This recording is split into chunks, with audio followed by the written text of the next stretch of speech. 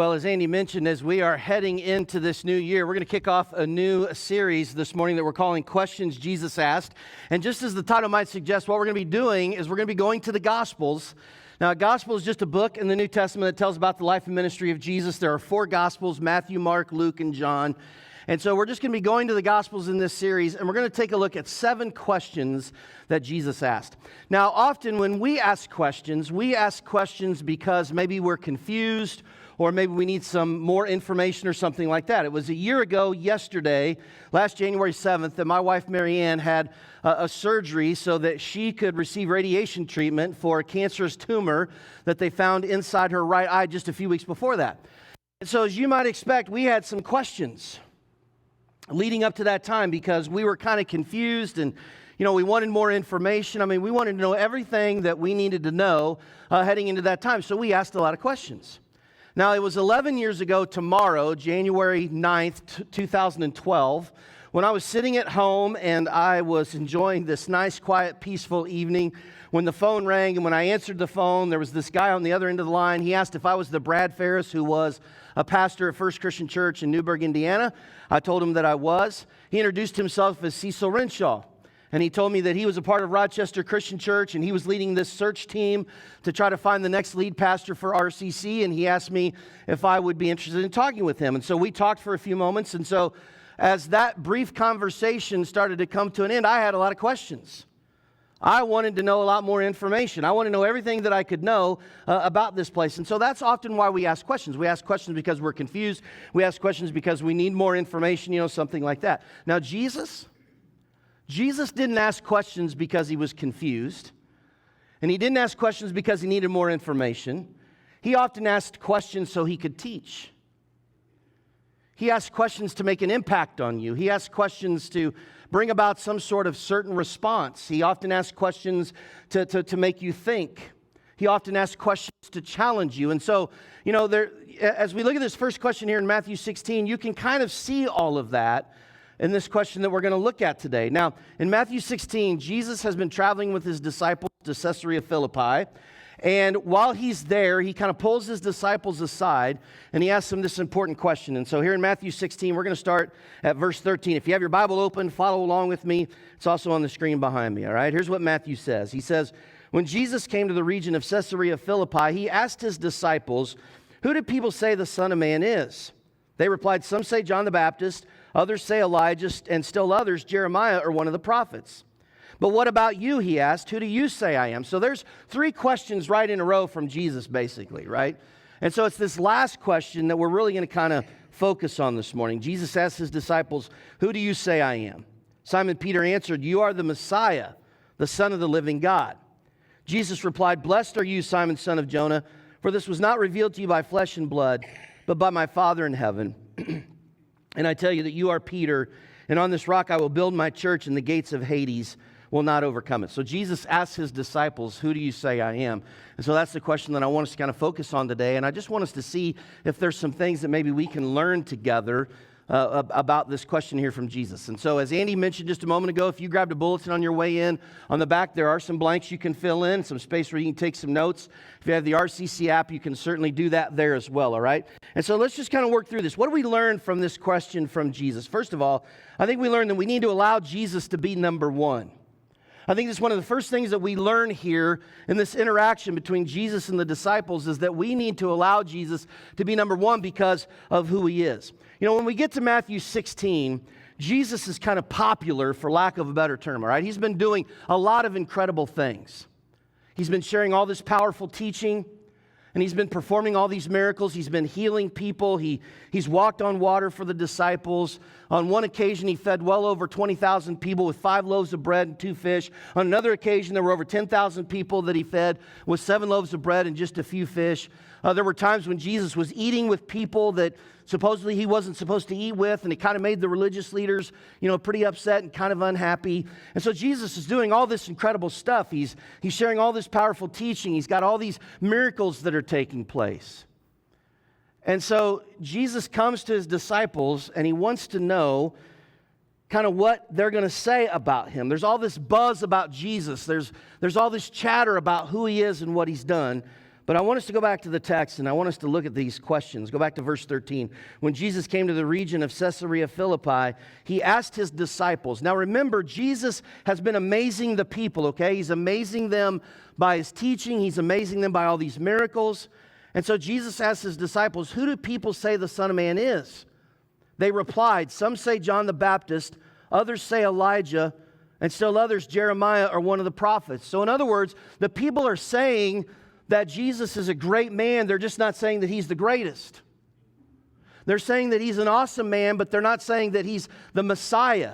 I mean, the people recognize that there's something different about Jesus, but they can't really put their finger on it exactly. And so the people evidently are saying, well, he's John the Baptist, or he's Elijah, or Jeremiah, he's one of the prophets. And so what the people are doing is they're putting Jesus on this list of some pretty awesome people. They're putting him on this list of some pretty awesome guys, and yet that's not good enough for Jesus.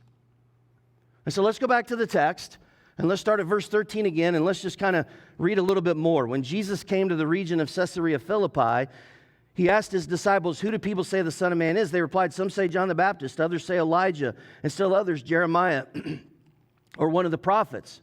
But what about you, he asked, who do you say I am? Simon Peter answered, you are the Messiah, the Son of the living God. Jesus replied, blessed are you, Simon, son of Jonah, for this was not revealed to you by flesh and blood, but by my Father in heaven. And so Peter says, well, Jesus, you're the Messiah. You're the Son of the living God. And Jesus says, you know what, Peter, you get it. I am the Messiah. You see, Jesus is not interested in winning some sort of popularity contest with all these other guys on the list that the people have put him on. He's not interested in some sort of approval rating. And so this is not good enough for Jesus. He wants to be the greatest. And so listen to me, friends. Jesus isn't interested in being a part of some popularity contest in our lives. I mean, he doesn't want to be one of a few great people in your life. He wants to be the greatest in your life. And he doesn't want to be on some popularity list. He wants to be the list. And he doesn't want to be a presence in your life. He wants to be the presence in your life. And he doesn't want to be an influencer in your life. He wants to be the leader of your life. He doesn't want to be well known. He wants you to know him. He doesn't want to be one you follow. He wants to be the only one you follow. He doesn't want to add power to your life. He wants to be the power for your life. And he doesn't want to be a Lord of your life. He wants to be the Lord of your life. And he doesn't want to be a king of your life. He wants to be the king of your life. I was reading this past week about a survey that was done for the game show Family Feud. And the question was, when someone says the king, to whom might he or she be referring to? Anybody take a guess at what the number one answer was? Elvis, right, okay, so there you go. Elvis Presley. 81 people said Elvis. You ain't nothing but a hound dog, right? Now, there were 7 people who said Jesus. There were 3 people who said Martin Luther King Jr., and there were 2 people who said the Burger King.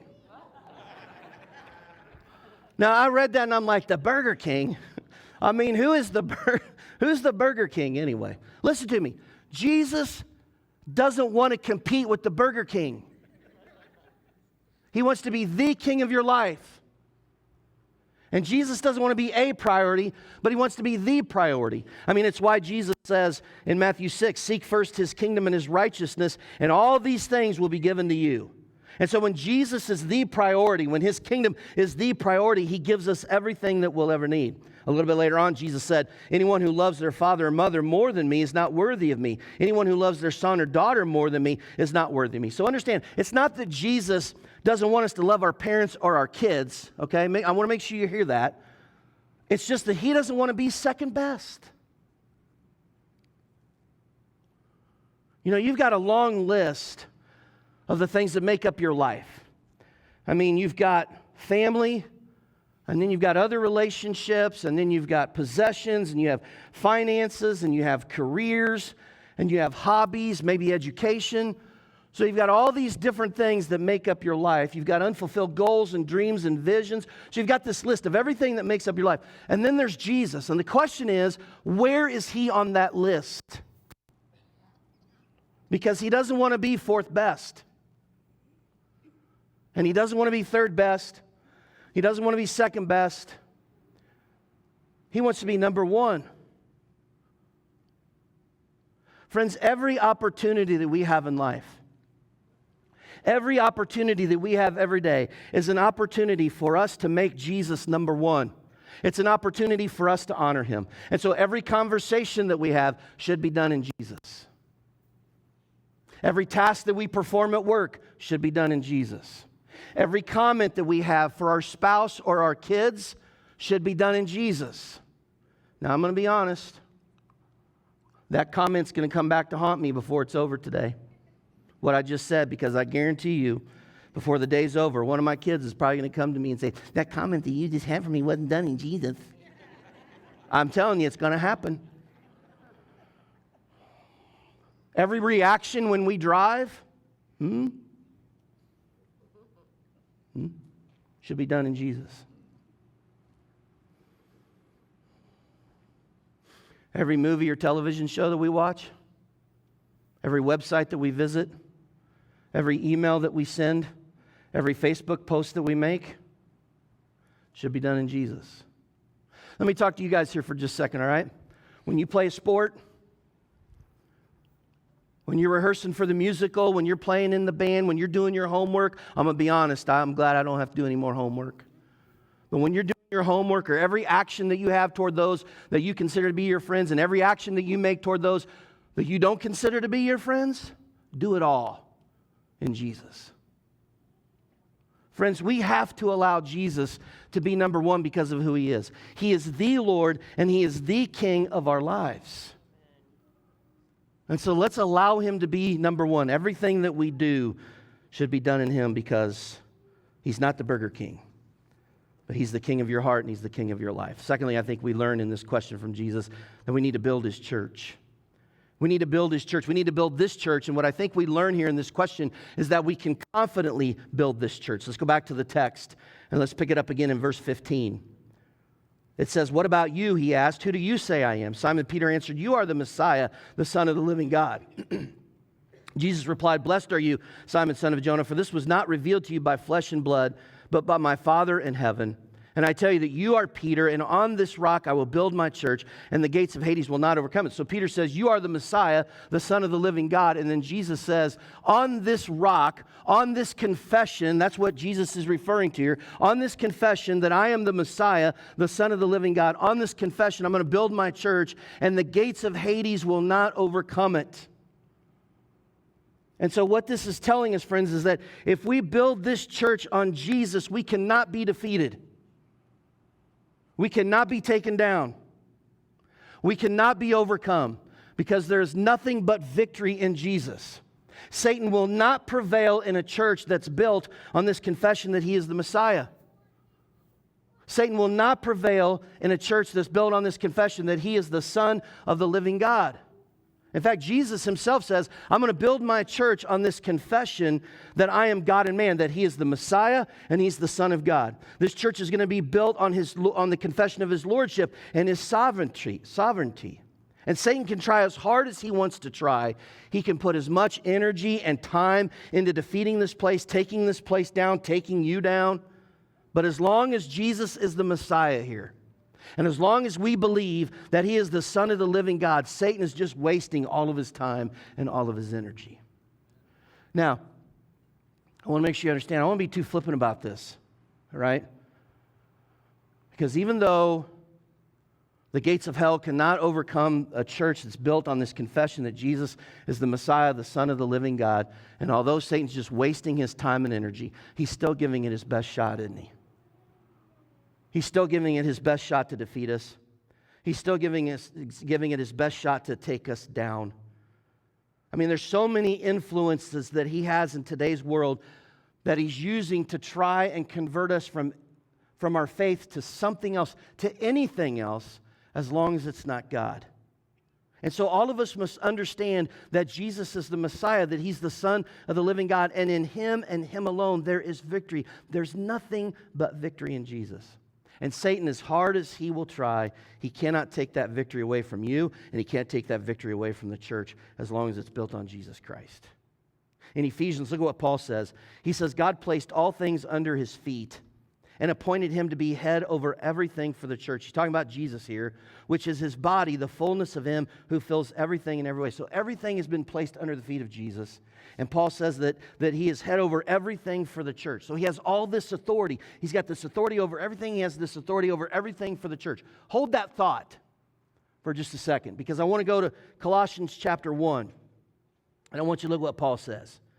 He says, the Son is the image of the invisible God, the firstborn over all creation. For in him all things were created, things in heaven and on earth, visible and invisible, whether thrones or powers or rulers or authorities.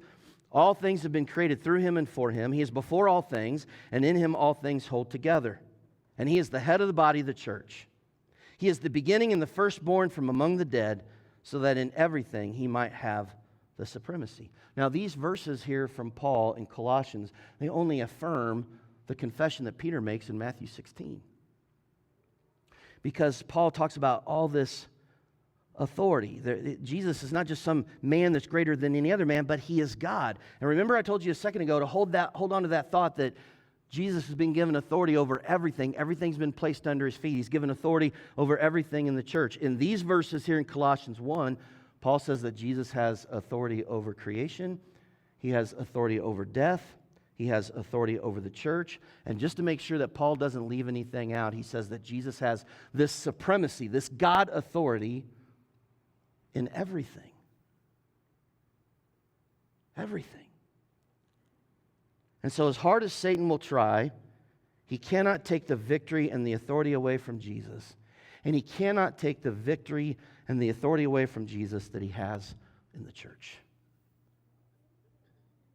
And so we're going to build this church on him. I know we've talked about this before, but I think it's good for us to talk about this again as we go into this next year, as we're heading into 2023 here. But you know, there's so much exciting stuff that's going on here at RCC right now. I mean, 2022 was such an exciting year. We saw God just do an incredible amount of stuff. And I'm excited about what the future holds for us here. I'm excited as we build this church on Jesus to see what God is going to do. I mean, 11 years ago, I started this conversation with Cecil about becoming the lead pastor here at RCC. And here we are 11 years later, and I've not been as excited as I am right now to be the lead pastor here at RCC and to see everything that God is doing in this place. And I am so excited about what's going to happen over the course of this next year. Our staff has been planning, and they're praying for what we might see God do over the course of this next year. But all of it's going to be about Jesus. I mean, what we want is we want for you to see Jesus in everything that we do. When you come through the doors in here on Sunday morning, we want you to see Jesus. When folks come through the doors in here and they don't have a relationship with Jesus yet, before it's over, we want them to see Jesus because it's all about him. And it must be all about him because Jesus says that's the only way that this church can be built. In Ephesians chapter 2, look at what Paul says. He says, "You are no longer foreigners and strangers, but fellow citizens with God's people and also members of his household, built on the foundation of the apostles and prophets, with Christ Jesus himself as the chief cornerstone. In him, the whole building is joined together and rises to become a holy temple in the Lord. And in him, you too are being built together to become a dwelling in which God lives by his Spirit." Now, the picture that Paul draws here when he says that Jesus is the chief cornerstone, it's this picture that Jesus is the one who holds it all together. In fact, what Paul says here in this text, he says, in him the whole building is joined together and rises to become a holy temple in the Lord. In him, this is how it happens. In Jesus. And so we want you to see Jesus in everything that we do. We want to build this church on Jesus because here's the thing, all right? I want to make sure you hear this. A church that isn't built on Jesus isn't built at all.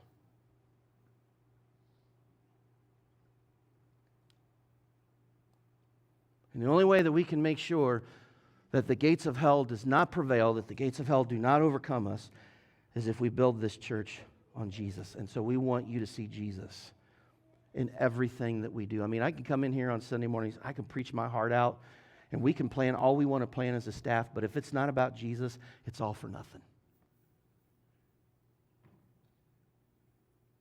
And so we want you to see Jesus in everything we do. You know, I was reading that, as you might expect, Disney World gets just thousands of complaints over the course of a year.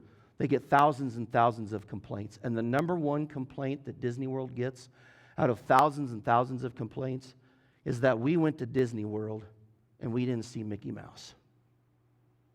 Evidently, it's a travesty to go to Disney World and not see this little guy right here. Now listen to me, friends. May we never walk through the doors of this place and not see Jesus. And so we're going to build this church on Him so that the gates of hell will not overcome us, so that the gates of hell will not prevail here. I think there's one more thing that we need to talk about with this question from Jesus, and that is that we need to get to know Jesus. We need to get to know Jesus because here's the thing, okay? I don't think this question from Jesus here this morning is just for the disciples. I think this question is for you. I think this question is for me. And so we need to get to know Jesus because the way that we answer this question here from Jesus, our hope and our eternal life hang in the balance. Go back to the text one more time. Let's start at verse 13 again. When Jesus came to the region of Caesarea Philippi, He asked His disciples, "Who do people say the Son of Man is?" They replied, "Some say John the Baptist, others say Elijah, and still others Jeremiah or one of the prophets." "But what about you?" He asked. "Who do you say I am?" Simon Peter answered, "You are the Messiah, the Son of the living God." So Jesus asked the disciples who the people say He is, and they put Jesus on this list with some pretty great people. Some say you're John the Baptist, some say you're Elijah, others Jeremiah, or you're one of the prophets. And Jesus just kind of, he doesn't even respond to that. He just goes on to the next question. He says, "Well, who do you say that I am?" And the word that's used there that Jesus uses for you, when He says, "Who do you say that I am?" it's an emphatic word. So it's almost like Jesus is asking the disciples, "Who do you say that I am?" You see, the first question sets up the second question, right? I mean, I love that Jesus doesn't even address the answers to the first question, and I don't think that Jesus addresses that because really in the end, I don't think Jesus is interested in what the people are saying. He wants to know what the disciples are going to say. He wants to know how the disciples are going to answer that question. And so He says, "Well, who do you say that I am?" Now, what about you? I mean, what if Jesus was standing in front of you? Like, let's say He's standing in front of you right now and He looks you in the eyes and He says to you, "Who do you say that I am?" How do you answer that question? I mean, who is He to you? I hope He's not the Burger King. Is He your Savior? Is He the Messiah, the one who came to rescue you from your sins? Is He the one who gave His life for you, and so now you owe your life to Him? Or maybe you're not sure exactly how you would answer that question, or maybe you have no idea how you would answer that question because you have questions yourself, right? And so here's what I want to challenge all of us to do. All of us in this room, I want all of us to do this, whether you know exactly how you would answer this question or you have questions yourself or you're somewhere in between. I want all of us, as we are beginning here in 2023, I just want us to read the Gospel of John together, all right? And I'm going to ask you to take it at your own pace. I don't have a reading schedule for you. My goal was not to come in here and say, "Here, you got to do it like this," because there may be some days where maybe you're going to read a whole chapter, and then maybe there are some days where you just read a few verses, and you're just like, "Whoa, hold on, I got to stop right there for a while." But I want all of us to jump in and just read the Gospel of John, start today or tomorrow. I'm going to start tomorrow morning. But let's read the Gospel of John together just so that we can get to know Jesus better, because I have room to get to know Jesus better. And I'm guessing that all of you have room to get to know Jesus better. And I want you to look at how John wraps up his Gospel. Remember, this Gospel is a book that tells about the life and ministry of Jesus. Look at what John says as he wraps up his Gospel. He says, "Jesus performed many other signs in the presence of His disciples, which are not recorded in this book. But these are written that you may believe that Jesus is the Messiah, the Son of God, and that by believing you may have life in His name." And so I'm just challenging all of us to just dive in to the Gospel of John together so that we can get to know Jesus better, because John says He wrote what He wrote so that we might believe that Jesus is the Messiah, the Son of God. That we might believe that Jesus is the Messiah, the Son of God. Does that sound familiar? Peter's answer to Jesus' question?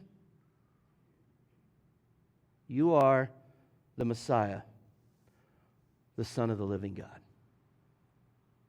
And so the question is, do you know him? Do you know the Messiah? Do you know the Son of the living God? Who is Jesus to you?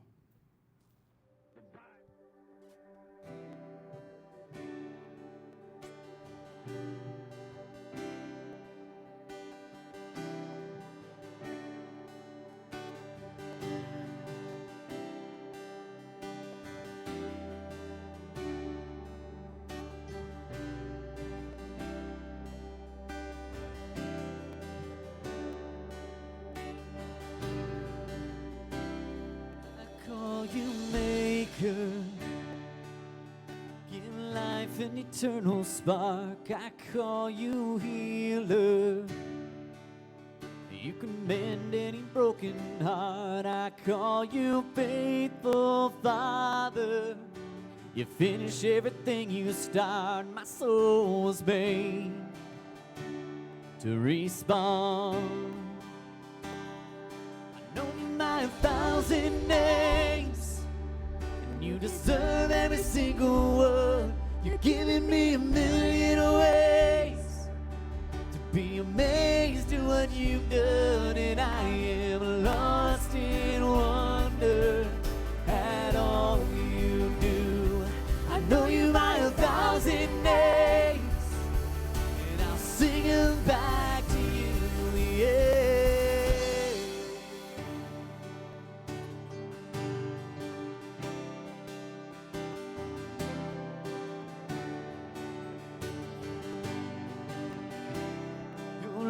Is boundless, beyond what I could dream. Your grace is patient, it's never giving up on me. I call you bondage breaker, 'cause you handed out the prison keys. My soul was made to be free. I know you might have 1,000 names, deserve every single one. You've given me 1,000,000 ways to be amazed at what you've done. And I am lost in wonder at all you do. I know you might have 1,000 names, and I'll sing them back. I'll sing them back to you.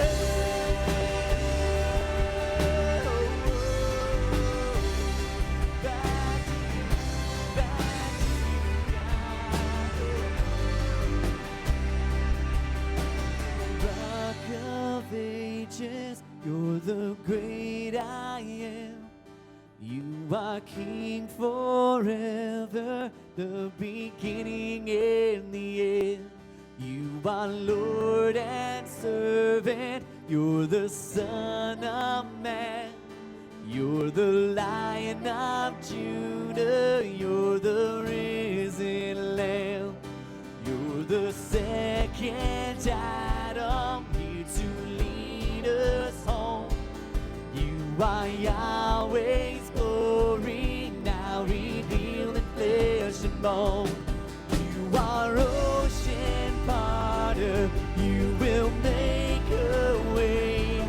You are death defeater, you have risen from the grave.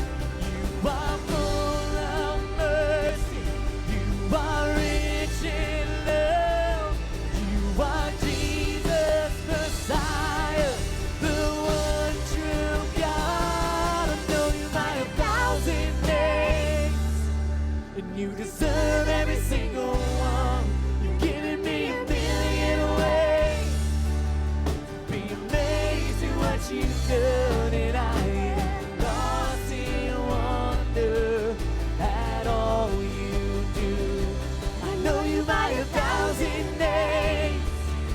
And I'll sing 'em back, I'll sing 'em back.